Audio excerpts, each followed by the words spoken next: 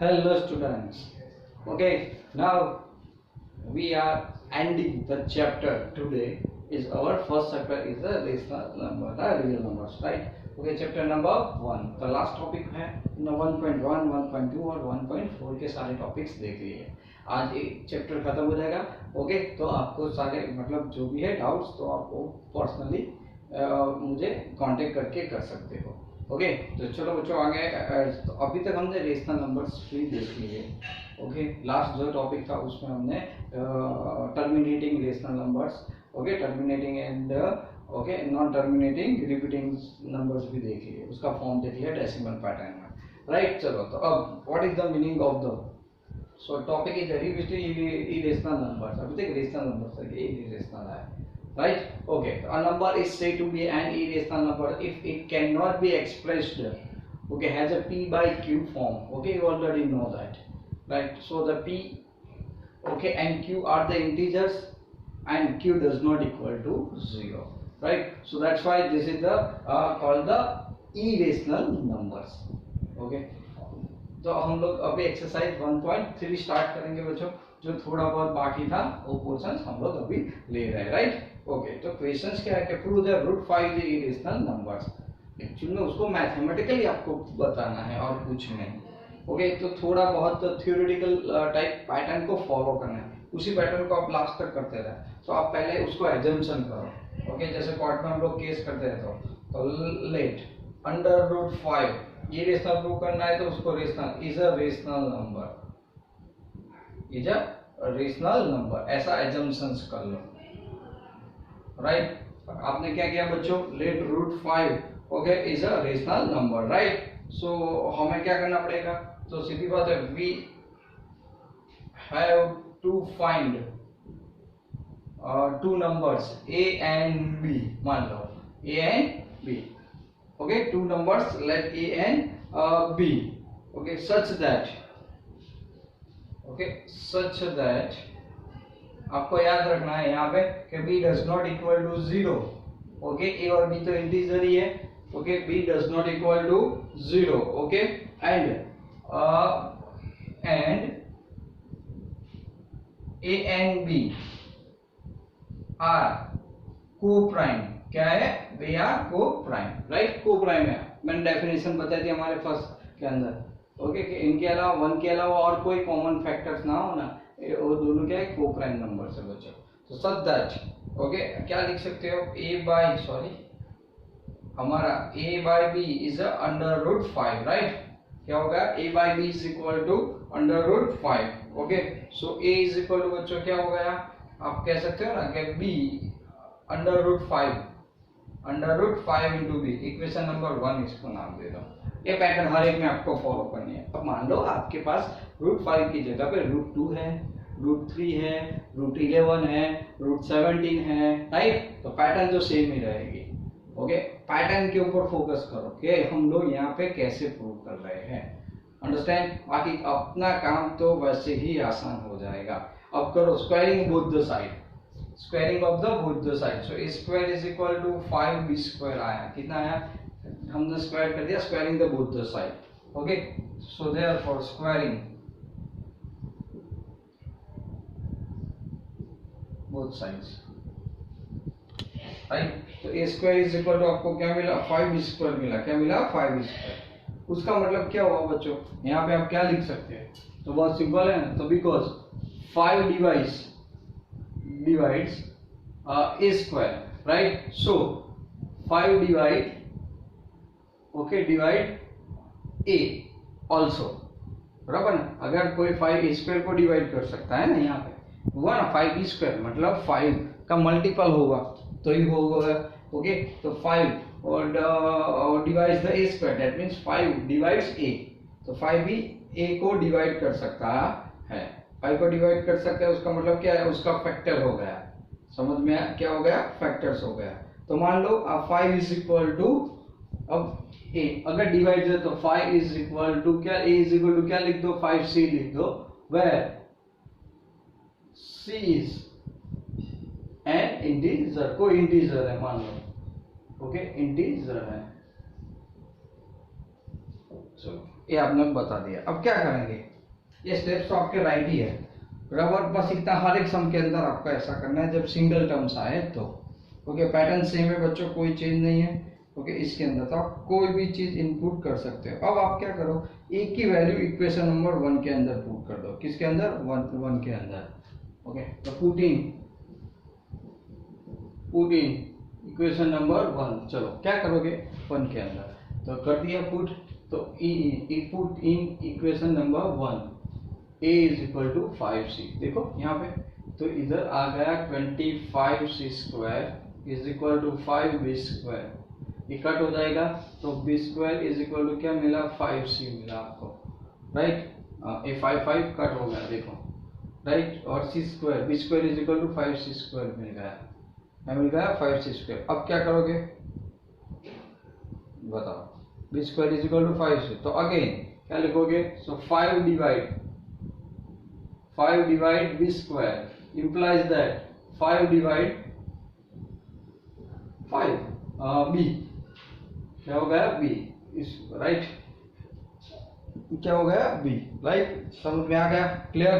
तो ये भी कर सकता है, तो इसको आप क्या कर दो, इक्वेशन नंबर 2 कह दो। चलो अब तो आपको क्या है, तो यहाँ पे a और b ओके है, क्या हो गया देखो, ये आपका a वाला है ना, ये रहा स्क्वायरिंग दिस, राइट, तो a is equal to 5c, तो ये डिवाइड, तो यहाँ पे क्या है कि a and b have at least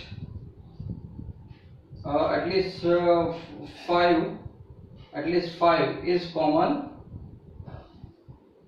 common factor, right ना, दोनों 5 से डिविजिबल है, number a and number b दोनों क्या है, 5 से डिविजिबल है। तो क्या हो गया, कॉमन फैक्टर हो गया 5, तो a एंड b आर क्या हो गया, कॉम्पोजिट हो गया है, okay, not coprime, so a and b okay are prime हो गया, बोलो क्या हो गया, ओके, तो को प्राइम, तो आप लिख सकते हो a and b are not coprime, coprime नहीं है, क्यों प्राइम में तो क्या हो गया, 1 ही होना चाहिए फैक्टर, जबकि यहाँ पे तो क्या हो गया, को प्राइम हो गया, राइट, तो पैटर्न समझ में आ गई। ओके, तो ये तो क्या हो गया, को प्राइम हो गया, तो अल्टीमेटली क्या है, तो क्या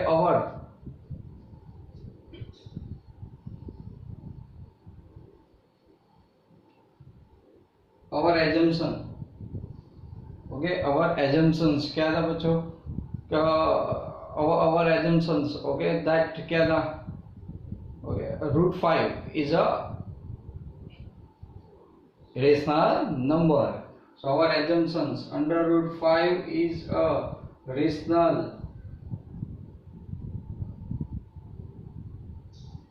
number is wrong,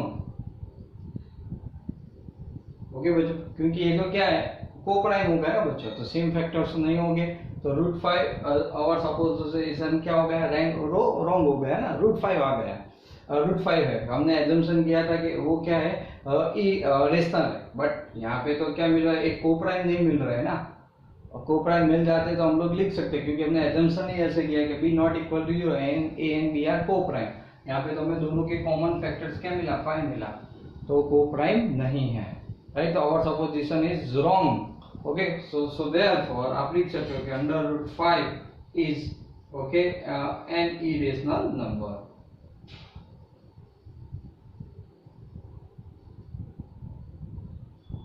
right, okay बच्चों, बस तो इस पैटर्न को आपको नॉन स्टॉप फॉलो करते रहना है। चलो क्या किया, सबसे पहले तो √5 जो रेशनल, कोई भी नंबर है तो इरेशनल है तो रेशनल एजम्पशन करने ला, फिर आप लिखोगे कि we have to find two numbers a and b are the coprime and b does not equal to 0, उसके बाद a by b is equal to, आप क्या लिख दोगे, √5 लिख दोगे हर एक जगह पे, ऐसा का जो भी नंबर दिया है, मान लो कि यहाँ पे 2 + √5 दिया है, तो 2 + √5 कर सकते हो, या 3 + √6 है तो 3 + √6 भी लिख सकते हो, राइट, फिर a is equal to under √5 भी, फिर दोनों तरफ स्क्वायरिंग करना है, स्क्वायर करोगे, ऐसा कोई भी ना डिवाइड्स आएगा, फिर दूसरा वो इक्वेशन की वैल्यू पुट करोगे, सेकंड लाओगे, यहाँ से हमें दो चीज सीधे मिल गई और हम लोग इसको सॉल्व कर सकते हैं। चलो क्लियर आ गया, पैटर्न कॉमन रहेगी हर एक सम के अंदर। चलो डन दिस, ओके, चलो क्वेश्चन नंबर 2 पे बच्चों चलते हैं। तो बहुत चीज़ आसान है, पैटर्न समझ लो, पैटर्न समझ लिया तो बात खत्म यार। ओके, सब की चीज़ आसान हो जाएगी। अब इसको मैं रब कर देता हूँ, कोई ज़रूरत नहीं है पैटर्न। चलो क्वेश्चन नंबर 2 पे चलते हैं।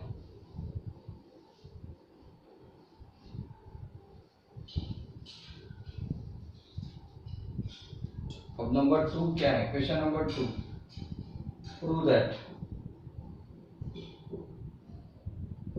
ओके, प्रूव दैट क्या करना है कि 3 + 2√5 3 + 2√5 is irrational.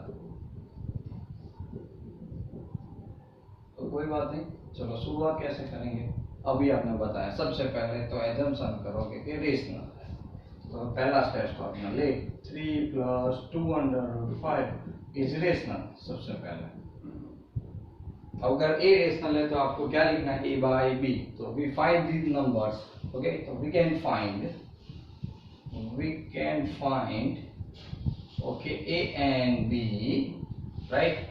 b does not equal to 0 and ab is co-prime, right? So यहाँ पे we can find two co-prime numbers, two co-prime number, okay, and numbers, and b does not equal to 0, okay, co-prime से सीधी बात है। चलो अब इसकी जगह पे क्या लिखना था आपको पता है, तो कि a by b is equal to 3 + 2√5। तो क्या करेंगे, जो ई रेशनल वाला पोर्शन है इसको इस साइड पे डाल दो, तो a - b + 3 इंटीजर था इसलिए 2√, क्या गया 5, सिंप्लीफाई करो, a - 3b/b is equal to 2√5, कितना गया बच्चों 2√5। इसको इक्वेशन नंबर 1 टेम्पररी बेस पे दे दो। अब मान लो कि ए और बी क्या है, ए और बी बोथ आर इंटीजर, तो यहाँ पे लिखोगे A and B are integer.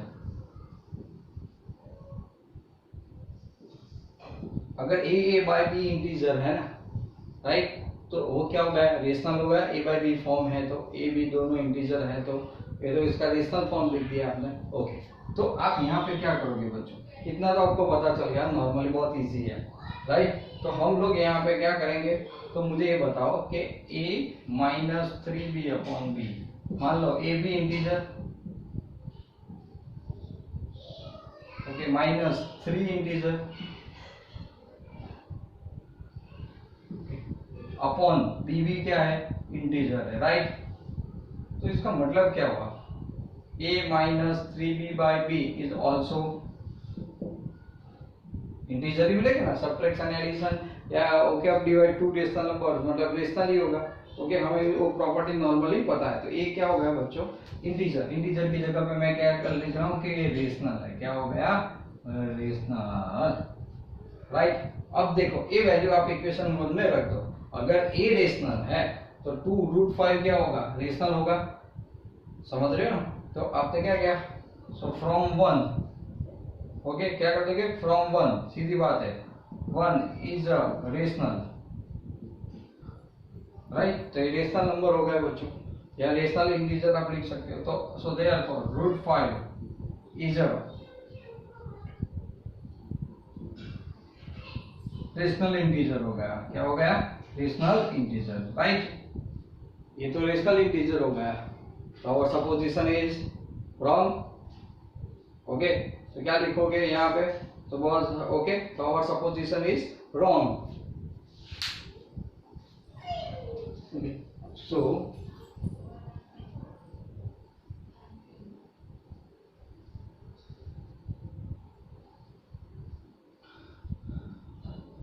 So therefore contradiction हुआ, जो एजम्पशन किया था फैक्ट है, तो आवर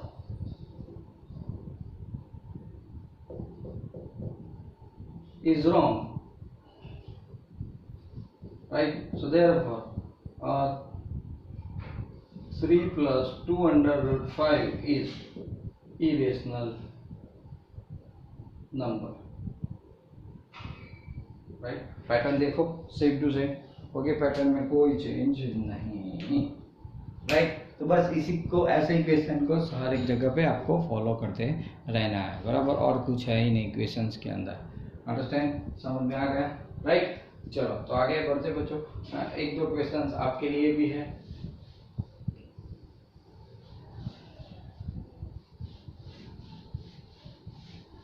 तो दो सम के अंदर आपको पूरी पैटर्न समझ में आ गई, राइट। चलो अब थोड़ा कुछ और सोचो। तो क्वेश्चन नंबर 3 है, क्वेश्चन नंबर 3 इसका फर्स्ट ले लो, राइट। उसमें भी हमें बताया गया है कि prove that they are the irrational. तो फर्स्ट नंबर है 1/√2, राइट। तो हम लोग क्या करेंगे बच्चों, वी हैव 1/√2, तो उसको थोड़ा क्या करेंगे, रेशनलाइज कर दे। 1/√2 √2/√2, सो √2/2 हो गया आपका नंबर, राइट। √2/2, चलो आपका नंबर हो गया। यहाँ पे आप इसको ऐसे भी लिख सकते हो 1/2 क्योंकि ये क्या है, रेशनल पार्ट आ गया, ओके। और √2 तो हम जानते हैं कि पहले प्रूव कर चुके हैं, इसीलिए बट तो कोई बात नहीं, ये वाला सिंपल चीज है। चलो अब हम क्या करेंगे, तो सीधी बात है, let 1/√2 is rational, is rational, pattern तो सेम ही रहेगी, ओके। तो अल्टीमेटली क्या होगा, 1/√2 या 2/√2 मैं लिख सकता हूँ ना, तो इज इक्वल टू बराबर साथ में मैं लिखता हूँ के, तो फिर अल्टीमेटली क्या हो सकता है, 1/2 इंटू √2 ऑल्सो मल्टीप्लाई कर दिया, इसीलिए बता रहा हूँ। तो हम लोग लिख सकते हैं 1/2 √2 इज रेशनल। ये चीज हमारी कंफर्म हो गई, राइट। अब क्या करेंगे, फिर से a/b लिख दो, सो दैट, तो a/b 1/2 is equal to ab, where a and b are coprime integer, क्योंकि को-प्राइम होता है इंटीजर तो होता ही है, and where b does not equal to 0। चलो इतना तो काम आसान कर दिया। अब क्या करेंगे, सिंपल, ओके। तो √2 इज इक्वल टू 2 इस साइड पे, तो यहाँ पे हो गया आपका 2a/b, क्या आ गया, √2 इज इक्वल टू 2a/b। चलो काम आसान, अंडरस्टैंड, ओके। अब क्या करोगे, देखो आपके सामने पूरा है, स्क्वायर कर दो यार, ओके। या फिर the division of the two integer is always rational, division of two rational numbers, okay. आप लिख सकते हो ना। तो फिर से देखो, division of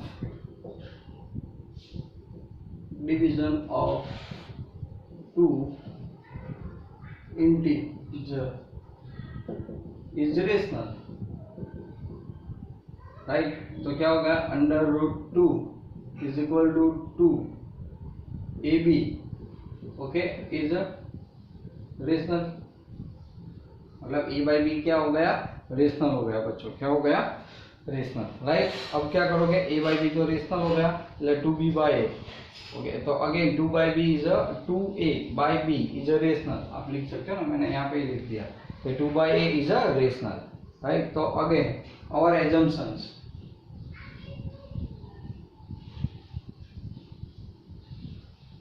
is wrong, so लिख सकते हैं आप 1/√2 is irrational, ओके। कॉन्ट्राडिक्शन हो गया बच्चों, हमने रेशनल बताया था लेकिन रेशनल आ नहीं मिला, तो अल्टीमेटली वो क्या हो गया, इरेशनल हो गया। बस पैटर्न यही है, ओके। तो यहाँ पे तो कोई डिफिकल्टीज नहीं है सॉल्व करने के अंदर। चलो क्लियर, अंडरस्टैंड, ओके। चलो सेकंड वन, ठीक, वैसे इसी का सेकंड हम लोग सॉल्व करते हैं बच्चों। तो चलो सेकंड के अंदर फॉलो कर लेते हैं एक साथ, ताकि जल्दी खत्म हो जाए। चलो क्वेश्चन नंबर 2 क्या है बच्चों, question number 2, so 7/5 is irrational, right. तो हम एजम्पशन करेंगे उल्टा, 7/5 इज रेशनल, ओके। सो फिर we can find two integer, okay, a and b where b does not equal to 0, a and b are co-prime, right, co-prime। चलो आगे देखा था हमने, सिर्फ टू सेम पास है, कोई पैटर्न में चेंजेस नहीं, राइट। चलो तो क्या लिखोगे, 7/5 is equal to a/b, a और b क्या है, हाँ कोप्राइम और b does not equal to बराबर 0, ये तो चीज कॉमन है। अब क्या हो गया, तो यहाँ पे a इज इक्वल टू, आप क्या लिख सकते हो, इसको नीचे ले लो ना, √5 इज इक्वल टू a/7b। तो अगेन एक चीज समझो, क्या है, सुनो, division of 2 integer is okay always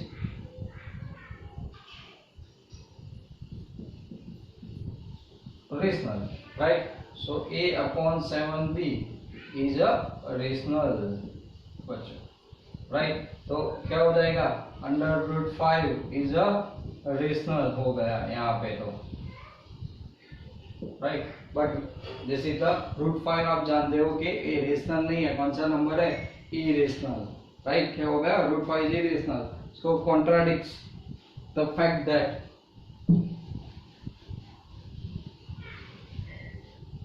okay, so contradict fact that √5, okay, क्या लिख सकते हो, √5 बताओ, तो √5 इज इरेशनल, बराबर ना, ये तो खुद इरेशनल है, हो गया। तो our supposition is wrong, okay. तो आप लिख सकते हो ना कि our assumption is wrong.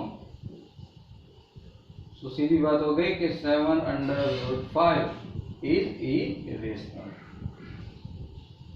Okay. कोई भी नंबर हो बच्चों, यहाँ पे सिंपल चीज है, एक थे खाली पैटर्न इंपॉर्टेंस है, पैटर्न इंपॉर्टेंस है, हमने बता दिया। चलो क्लियर, कोई डाउट इसके ऊपर नहीं ना, राइट, इट्स वेरी इजी और क्लियर हो गया, ओके। तो बस यहाँ पे हम लोग ये चैप्टर खत्म कर रहे हैं। आप इसके लिए मोर प्रैक्टिस आप कर सकते हो, इसको एमसीक्यू फॉर्म में भी आप पूछ सकते हो, 1 मार्क क्वेश्चन में भी हम लोग पूछ सकते हैं, तो इसकी प्रैक्टिस करते रहो, ओके। और कोई डाउट है तो पूछ लेना, और टेस्ट में चैप्टर बहुत अच्छी तरह से लिख लेना, ओके बच्चों। Till then and bye bye.